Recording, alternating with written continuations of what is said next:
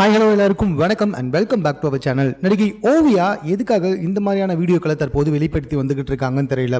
கொஞ்ச நாளைக்கு முன்னாடி கூட பார்த்தீங்கன்னா இவங்களுடைய ஒரு ஆபாச வீடியோ சமூக வலைத்தளத்தில் ரொம்ப வைரலாக பரவி வந்துட்டு இருந்துச்சு. இது குறித்து அவங்க ஒன்றும் பெருசாக எந்த ஒரு ரியாக்ஷன் பண்ணவே இல்லை. பட் ஆனால் அதுக்கப்புறமா இவங்க சரக்கடிக்கிற மாதிரி தம் அடிக்கிற மாதிரி பல வீடியோக்களையும் புகைப்படங்களையும் வெளியிட்டு வந்துக்கிட்டே இருந்தாங்க. இப்போ என்ன அப்படின்னு சொல்லி பார்த்தீங்கன்னா உச்சக்கட்ட கவர்ச்சியில் கடற்கரையில் ஓவியா அவர்கள் வந்துட்டு ஒரு வீடியோ வெளியிட்டிருக்காங்க. இந்த வீடியோவும் தற்போது சமூக வலைதளத்தில் ரொம்ப வைரலாக பரவி வந்துகிட்டு இருக்கு.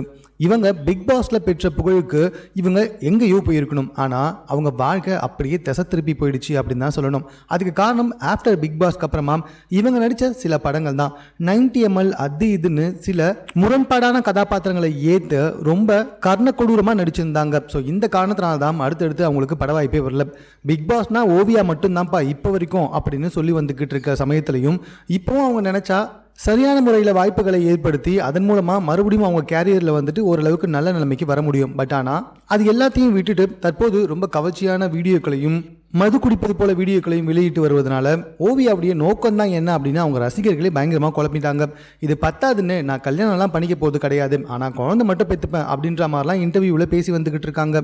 இதனாலேயே இவங்களுக்கு தமிழில் ஒட்டுமொத்தமாக மார்க்கெட்டே போயிடுச்சு அப்படின்னே சொல்லலாம். ஸோ இது சம்மந்தமாக உங்கள் கருத்து என்ன அப்படின்றத நீங்கள் கமெண்ட்டில் தெரியப்படுத்துங்க. மேலும் இது போன்ற செய்திகளை தெரிந்து கொள்வதற்கு 60 செகண்ட்